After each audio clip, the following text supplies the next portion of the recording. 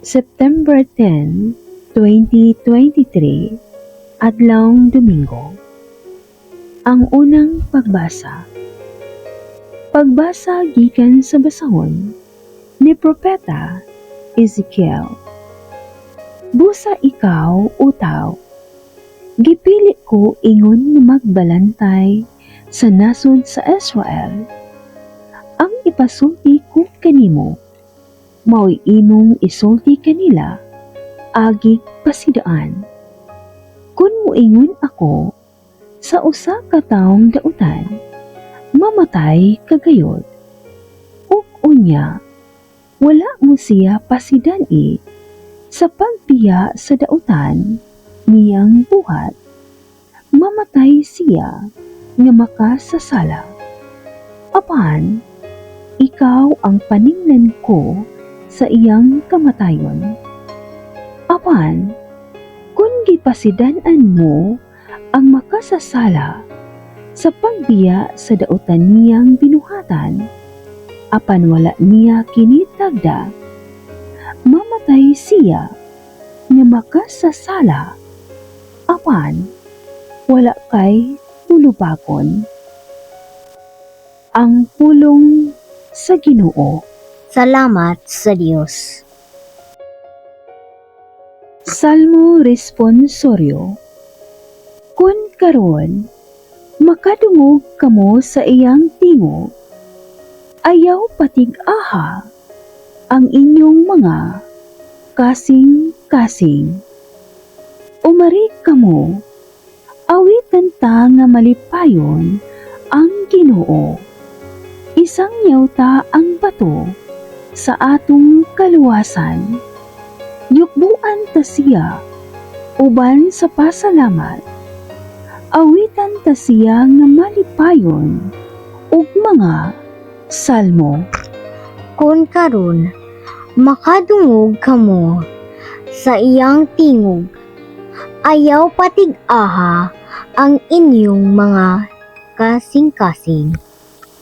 Umari kamo, manghapa kita sa pagsimba, mangluhod kita atubangan sa Ginoo, nga nagbuhat kanato. Kay siya man ang atong Dios, ug kita ang katawhan nga iyang gidumala, ang panon nga iyang gitultulan. Kung karon makadungog kamo sa iyang tingog, ayaw patig-aha ang inyong mga kasing-kasing. Hinaut-unta nga karon mamati kamo sa iyang tingog, ayaw tig-aha ang inyong mga kasing-kasing, sama dito sa Mereba, sama sa adlaw ni Masa, dito sa Kamingawan, diin gisulayan ako sa inyong mga katigulangan. Ila akong gisuta, bisan nakakita sila sa akong mga buhat. Kung karon makadungog kamo sa iyang tingog, ayaw patig-aha ang inyong mga kasing-kasing. Pagbasa gikan sa sulat ni San Pablo ngadto sa taga-Roma. Ayaw paggapos sa utang, gawa sa utang sa paghigugmaay. Ang nahigugma sa iyang isig katawo nakatuman sa balaod. Ang kasuguan nga nag-ingon, ayaw panapaw, ayaw pagpatay, ayaw pangawat, ayaw kaibog.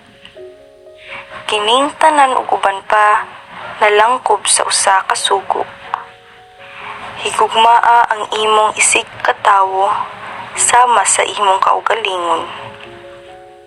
Ang nahigugma sa iyang isig katawo dili gayud makaako paghimog dautan sa iyang isig katawo. Busa ang paghigugma mao ang katumanan sa balaod.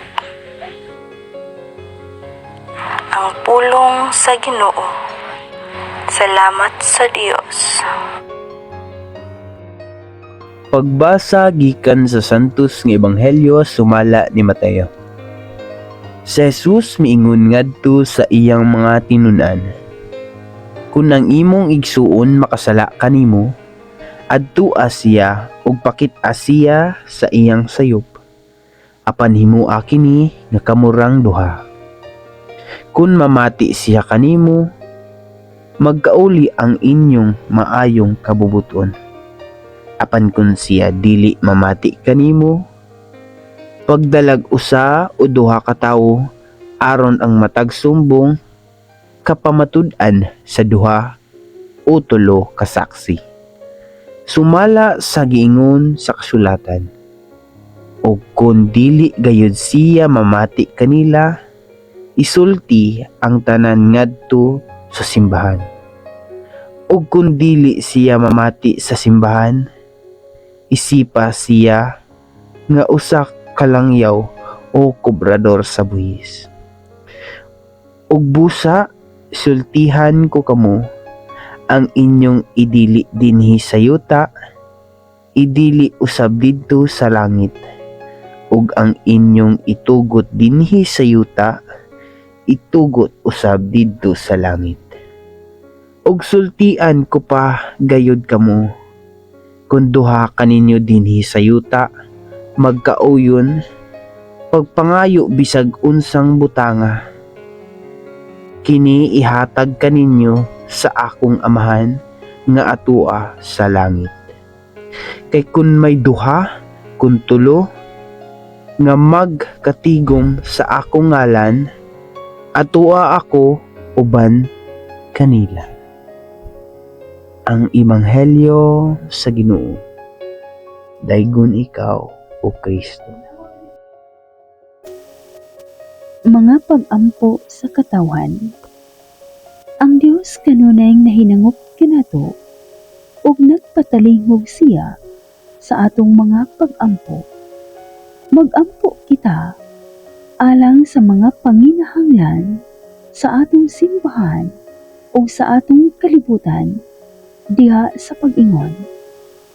Amahan, dungga ang among mga pangamuyo. Nga ang mga nangulo sa simbahan mahinampong mudawat sa tanang katawhan ug mudasig kanila sa pagpuyo diha sa matuod nga Kristohanong kahiusahan. Mag-ampo kita sa Ginoo. Amahan, dungga ang among mga pangamuyo. Nga ang mga pangulo sa kalibutan sa kanunay himuon nilang sumbanan ang Dios ng kaluoy diha sa pagtagad nila sa ilang mga katawhan. Mag-ampo kita sa Ginoo. Amahan, dungga ang among mga pangamuyo. Nga kanunay natong pangitaon sa Jesus diha sa uban, sa ingon, bag-ohon nato ang atong panglangtaw sa kalibutan sama sa paglantaw ni Jesus. Mag-ampo kita sa Ginoo. Amahan, dungga ang among mga pangamuyo.